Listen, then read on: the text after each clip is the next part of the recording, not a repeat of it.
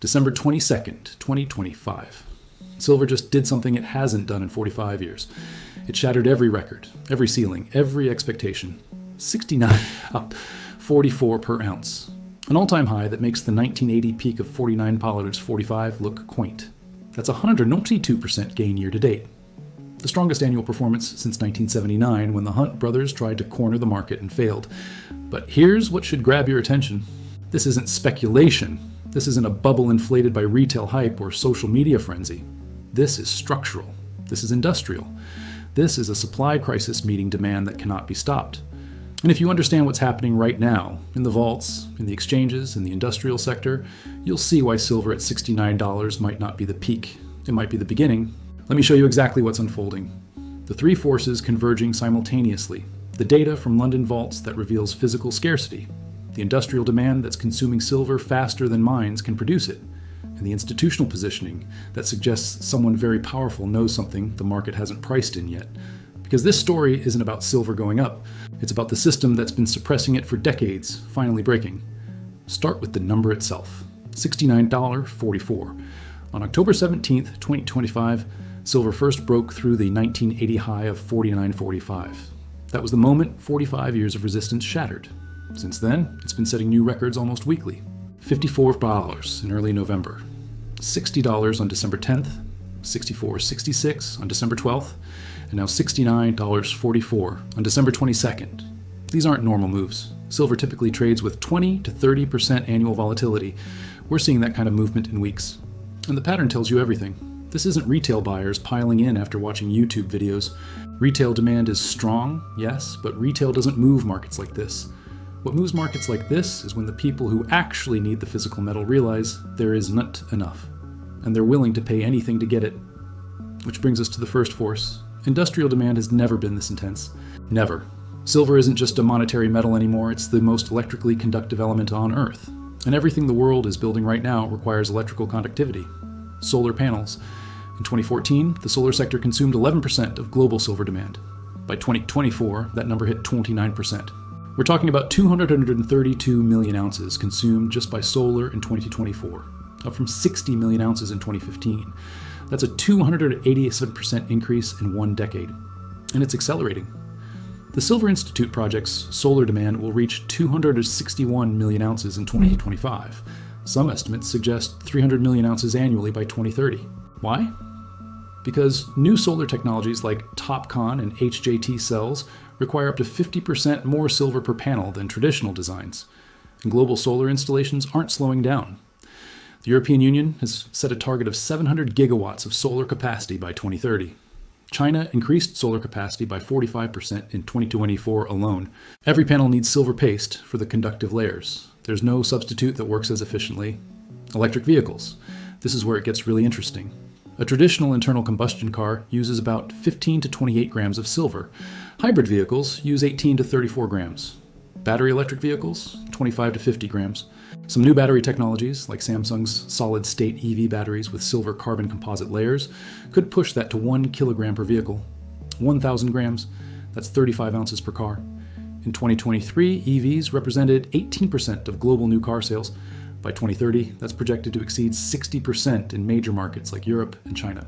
The automotive sector's silver demand is expected to grow at a compound annual rate of 3.4% between 2025 and 2031. By 2027, EVs will overtake internal combustion engines as the primary source of automotive silver demand. By 2031, EVs will account for 59% of the automotive silver market. And that's before we talk about the charging infrastructure. Every charging station needs silver for power electronics, battery management systems, and electrical contacts. As EVs proliferate, charging networks expand. More silver consumed. Then there's AI data centers, the 5G build-out, consumer electronics, medical devices. Every technological advancement of the 21st century runs on silver. Industrial fabrication demand hit a record 680.5 million ounces in 2024. That's an 11% increase from 2023. And 2025 projections suggest industrial demand will surpass 700 million ounces for the first time in history. This is the demand side. Now let's talk about supply, because this is where the mathematics become brutal. Global silver mine production in 2024 was approximately 844 million ounces. That's a 7-year high. Sounds good, right? Except total demand in 2024 was estimated at 1.2 billion ounces. The shortfall, 356 million ounces. In 2025 looks worse. Mine supply is projected at 835 million ounces, a 7% decrease compared to 2016 levels. Demand remains at 1.2 billion ounces. The deficit, approximately 365 million ounces. This is the 8th consecutive year of supply deficit. Let that sink in. For 8 straight years, the world has consumed more silver than miners have produced. The cumulative shortfall from 2021 to 2025 totals nearly 800 million ounces. That's equivalent to nearly an entire year of global mine production, just gone. Consumed, used up in solar panels, electronics, and EVs that will never be recycled at scale. And here's the part that makes this structural, not temporary. About 70% of silver production comes as a byproduct of mining other metals: copper, lead, zinc, gold. Miners don't dig for silver primarily. They dig for copper because copper prices justify the cost. Silver tags along. Which means when silver prices rise, supply doesn't respond the way normal commodities do. If copper demand is weak, miners don't expand operations just because silver hit $69. They wait for copper to recover. Supply is inelastic. New primary silver projects? Almost none coming online before 2030. Permitting delays, capital intensity, declining ore grades, environmental scrutiny. The mining industry faces headwinds that guarantee supply growth remains minimal for years. Even the Silver Institute, which tends to be conservative, projects the 2025 supply deficit at 149 million ounces.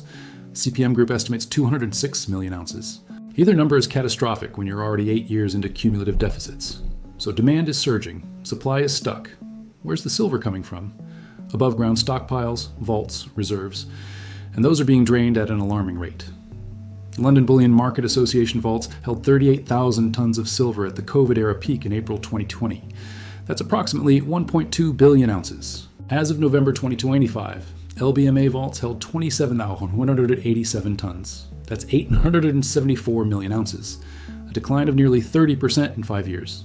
And the rate of drainage is accelerating. Between December 2024 and February 2025, London vaults lost 128.5 million ounces in just 3 months. That's a 15% draw in 90 days during a period of relatively low retail interest. TD Securities analysts noted in October 2025 that London's free-floating silver inventories had reached critically low levels. Lease rates, the cost of borrowing silver, spiked to 30% annualized. That's not a normal market. That's desperation. Some analysts estimated in October that London vaults might have less than 4 months of supply remaining if ETF inflows continued at the pace seen during previous rate-cutting cycles. While October saw a temporary reprieve, with approximately 54 million ounces imported from New York, Shanghai, and other markets, that influx required significant price incentives and coordination. It demonstrated both the system's resilience and its fragility. The silver was found, but only by paying up and pulling metal from every available source globally. COMEX in New York tells a similar story. Registered silver inventory, metal available for delivery against futures contracts, has been in freefall. As of recent data, registered inventories sit around 46 million ounces. That's insanely low. More silver left LBMA vaults in July 2022 alone than currently exists in COMEX registered stockpiles. The entire fractional reserve system that allows paper contracts to trade at multiples of physical supply is approaching its limits. And then there's India. India imported a record 1,154 tons of silver in July 2022 compared to just 15 tons in July 2021. That's a 117-fold increase. India's silver imports have remained elevated through 2025, driven by jewelry demand, industrial use, and investment. On October 17th, 2025, silver prices in India hit a record high of 170,415 rupees per kilogram, an 85% increase since the start of the year. Where does India source this silver? Imports, primarily from the UK, which means draining London vaults, which means less available for everyone else. China, the world's largest solar panel manufacturer and a major electronics producer, has also been accumulating. And in a move that should alarm anyone paying attention, China announced export restrictions on several metals, including refined silver products. Effective January 2026, strategic hoarding by governments. This is what happens when countries recognize silver as a critical mineral for energy security and technological advancement. Now we come to the third force, institutional positioning, specifically JP Morgan Chase. According to data from CME as of December 11th, 2025, JP Morgan holds approximately 196 million ounces of silver in the COMEX system through proprietary trading and brokerage accounts. That represents roughly 43% of the exchange's total inventory. But that's not the full picture. JP Morgan is also the custodian of the iShares Silver Trust, the SLV ETF. As of November 2025, SLV held 517 million ounces of silver valued at 32.1 billion JP Morgan overseas, that entire stockpile. Added up. Conservative estimates put JP Morgan's control at over 700 million ounces of physical silver. Some analysts suggest the number could be higher, potentially 750 million ounces when including positions not publicly disclosed. To put that in perspective, that's nearly 90% of annual global mine production. It's more than the Hunt brothers controlled at their peak. It's more than Warren Buffett's Berkshire Hathaway ever accumulated. It's the largest concentrated position in silver in modern history. And here's what makes this different from the Hunt brothers. The Hunts primarily held paper contracts, futures positions. When regulators changed the rules in 1980 and forced liquidation, the Hunts were destroyed. And JP Morgan is holding physical metal, bars and vaults. You can't margin call physical metal. You can't change the rules and force someone to sell bars they already own. This is a fundamentally different position, more defensible, more powerful.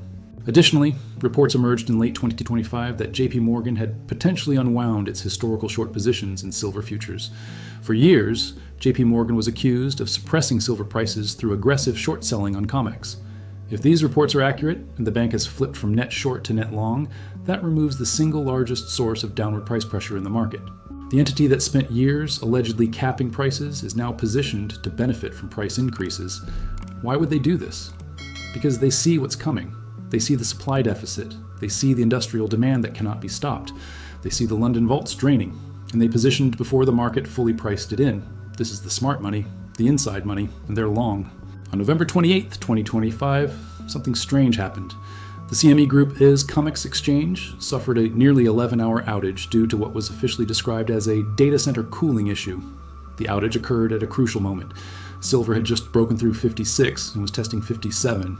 Trading was frozen for over 10 hours. When systems came back online, bid-ask spreads were over $1. That's extreme volatility. That's what illiquidity looks like. Some market participants speculated the outage was intentional, designed to protect market makers exposed to extreme risk. CyrusOne, the data center operator, blamed human error.